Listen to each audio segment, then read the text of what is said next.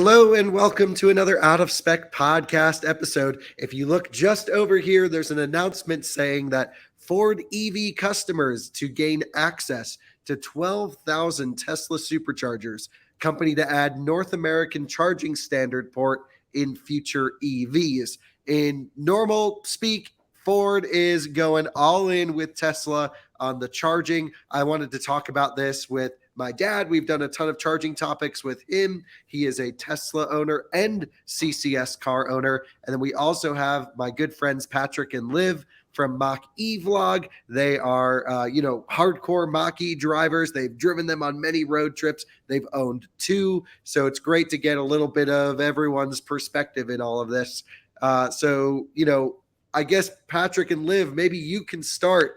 Tell us what's going on in the announcement. What should we know? What's the full picture? Of course, you guys already have your first reactions on your YouTube channel, which we'll link down below, of course. But tell our viewers, what should they know about this? Yeah, it was exciting. Elon Musk, Jim Farley had hosted a Twitter space, which was surprising in itself. And, there's a lot of speculation like, oh, they're just going to chat. But in the end, they announced that spring of next year, they're going to have an adapter that we'll be able to get for our Mach-E. Ford Lightnings will have that, as well as the E-Transit that will open up access to all 12,000 supercharger ports throughout the U.S. We'll be able to activate it via Ford Pass. Not sure if, I would assume that we'll be able to use plug and charge via the, normal Tesla manner. But then the other thing that I thought was super interesting is that starting in 2025, they're going to switch to the NACS or the Tesla adapter or Tesla port. So that's super exciting. And it's just like a bombshell. Like, I don't think, like, I think you guys talked about it on the Inside EVs podcast. It's like, nobody's ever going to switch, but they should, but it's too late. But this is sort of a shock, I think, to a lot of people today. I totally agree. One of those things where we've discussed when Tesla initially opened up North American charging standard. I believe, Dad, you and I spoke about that. And we were like, well, yeah, great if they did it 5 years ago. But we also said as soon as one major automaker does this, it's going to start the roll. And I think we might be at the very start of seeing other automakers go down this North American charging standard or Tesla port way. Just a little bit more context on the announcement. It was done through a Twitter Spaces. It felt pretty informal. I thought it was great. Actually, I really enjoyed it. They let a couple viewer questions pop in as well. And so, it was a really, you can go and listen to the full announcement. Ford has their full release on their site, which I, of course, have brought up here. But, Dad, what's your impression of Ford offering, starting early 2024, an adapter to use the superchargers, and in 2025, actually baking in the Tesla port to their vehicles? Yeah, so I think I'm a little bit surprised that it's going to take them a full year to bring out an adapter. I personally don't quite understand why that would be the case. I think overall, strategically, incredibly smart move. Farley's a visionary. He's trying to take the company forward in a lot of different ways. And so I'm a little bit surprised that it has taken as long as it has for another manufacturer to come in and actually sign up to the NACS.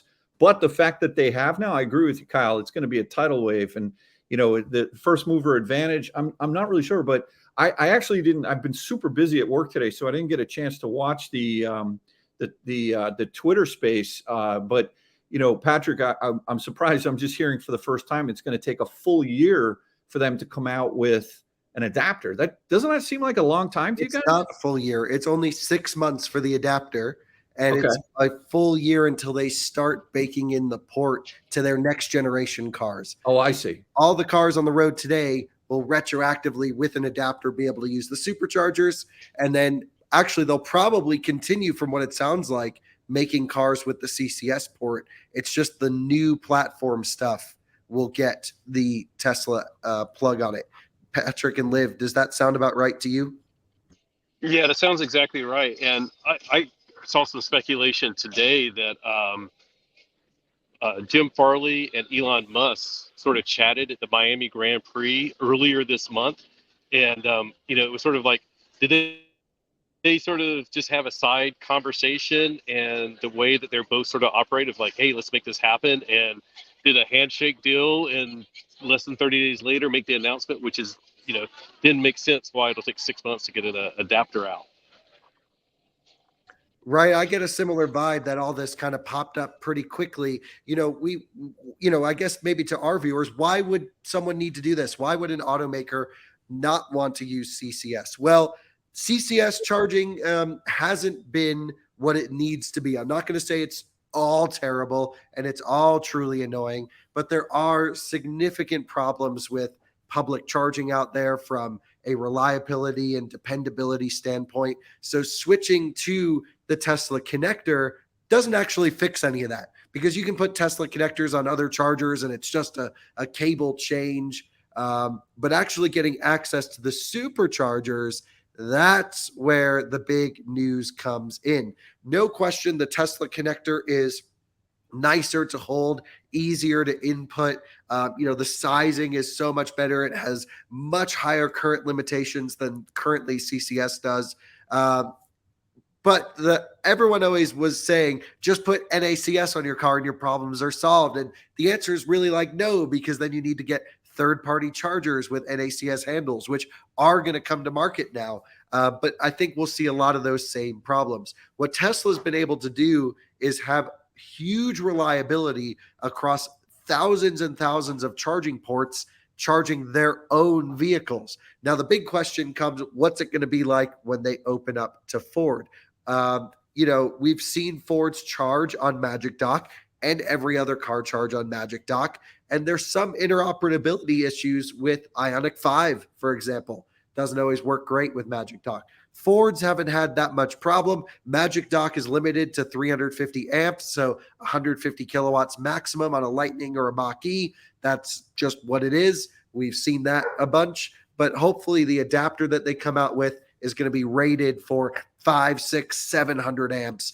Elon was saying that the adapter is not going to be the limitation, which means, when you plug in a Model S, it requests 680 amps. That's 250 kilowatts. Volvo EX90, for example, 250 kilowatts advertised charging speed on a 400 volt car. If they open that up, they're going to need to do more than 500 amps. So I think that adapter is going to be pretty well built. My question for you guys, Patrick and Liv, is will this adapter work for any vehicle, or is it just going to work for Ford? Because physically it can plug a CCS car into a Tesla fast charger now. Do you think they'll just announcing it with Ford and it'll work on any car? So you're going to find out, I imagine. Yeah. As it starts rolling out, I'm sure people are going to try it. They need to send us an adapter, and Yeah. we'll try that out. We got a few cars we can play around with. I mean, it changes the game entirely. Before, we've heard a lot of people have said that they got into Tesla for the Supercharger network. It changes everything, and this really does open it up for every other automaker now. I think they're kind of going to have to jump on it fast. I mean, so if this was a deal that was sealed, be really interested to find out on the back end from some Ford employees, like, is everyone just running around like crazy right now? Like, what just happened? Yeah, it does make me think, because like we've heard sometimes the mentality behind Tesla is like Elon will announce something and then everybody else has to make it happen after the fact. Is Jim Farley doing some of that? Did he make this announcement and they're all going like, oh crap, we got to get Ford Pass ready? If there's a Ford person listening, you can tell her. Yeah, just tell us. I think it's not going to be hard. My guess, the way that they're going to implement it is we're starting to see Tesla think about implementing ISO 15118-2 plug-in charge, certificate handling, all of this stuff. I think it's going to be, you set your Ford up with the Tesla network. Maybe it happens automatically. You plug in the car to the charger with the adapter and it will plug and charge. Perhaps there's an alternative activation method in your Ford app, which could be quite interesting.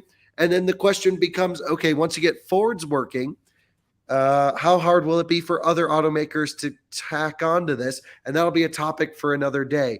But Dad, your thoughts, Does this make the Tesla less attractive to buy and a Mach-E more attractive to buy? What do you think this does for the dynamic of the Ford versus Tesla market? No, I think that the fact is that the Tesla network is so built out, and they continue to build it out, that they alone, in my opinion, have the ability to supply the capacity that's needed for not only Tesla, but also pretty much all other cars. And I think what this does is it puts Tesla in a position of selling electricity more than they already are. And I think that is they're turning into more of a distribution hub for alternative vehicles. I mean, Magic Dock, with whatever there are 11 or 12 in the country, that really didn't do anything to move the needle. But look, there will be a lot of interesting challenges when we've seen it at Magic Dock, where you pull in and you've got a non-Tesla car, and now all of a sudden you're going to have all these Fords. And I would imagine this is just the tip of the iceberg, that most of the other manufacturers will go this way. But who else can deliver the actual network capabilities? And you think about what there is today, Kyle. Think about where Tesla will be in 2 or 3 years. If they want to turn up more superchargers, I don't know if you guys subscribe to the Tesla Supercharger app or on Twitter. Every day I'm getting there's 5 new superchargers, 10 new superchargers. They're just keep putting them out there. So I think there may be, you're not always going to get to from point A to point B in a straight line, but I think this is a brilliant move on Tesla's part for getting into the energy business even more than they already are. And I think it's really something that will make a lot of people much more consider buying a CCS car. I for one, I think it's a great move, and I'm excited to see this. When you called me up and said, "Dad, did you listen to the thing?" I didn't get a chance. I couldn't believe it. So I think it's great news. Agreed. I think it's big stuff going on for sure. I think it sets the ball in motion. I hope Rivian is next, Polestar, those that follow coming later. I mean, it's really going to be one of those things where I've been saying for a long time that Tesla will dominate the charging world, and their core product is charging, not so much the cars. And that's my viewpoint of it. I think it will lead to a lot of interesting YouTube videos for us to make for at least the next couple of years on watching this roll out, looking at how they manage station throughput. There's certain stations that just are maxed out with Teslas right now. There are others that are sitting idle when there's lines at EA stations right down the road. So it's going to be interesting to watch the whole network balance itself out and come to equilibrium, hopefully one day. But yeah, Patrick and Liv, leave us with your final thoughts. What does this mean for Mach-E drivers today, not necessarily future Mach-E's with NACS ports? I think it just means more options. It's like we've been on our road trips where, and we talked about this in our video, our initial reaction to between like Southern Colorado and Santa Fe, New Mexico. It's like, if I have to choose between Wagon Mound and a dusty, dirty parking lot, or the Supercharger parking lot that's in Las Vegas with food and stuff nearby, it's a better option. So I think the bright thing is like it's more options for people. If you are supportive of this transition to EVs, this is great news for everybody. And people are messaging us right now. We're seeing little pop-ups, like someone said, this totally changes my range anxiety. And that's so nice to hear, and that's what we want. And it makes me think that we need to redo our race. If you guys can see it, we did a race from Colorado to Vegas with 5 EVs, Teslas, and CCS. So we need to redo this because Green River, now we have options, so we can supercharge there. It's going to be a whole different race in so many ways, and it's awesome. I mean, I'm thrilled. I can't stop smiling. This has been great. Kyle, you're You're unmuted. muted. There you go. Sorry. There's still very limited information about this right now, so we're going to see, what Ford customers will be charged to charge on the Supercharger network, what the adapter cost will be, what the adapter maximum amperage limit will be. There's a lot more to dig into, how the activation will work. Will the adapter charge other vehicles? I don't expect it to, just from a software locked perspective, until those automakers, I guess, join in, until Tesla decides to go full open and anyone can buy an adapter and plug in. So a lot more to explore here, but thanks to all of you for joining to talk about this. We'll have more episodes coming on the topic as more info rolls out. Thanks for joining another Out of Spec podcast episode, and we'll see you all on another one soon. Bye-bye. Bye. Bye.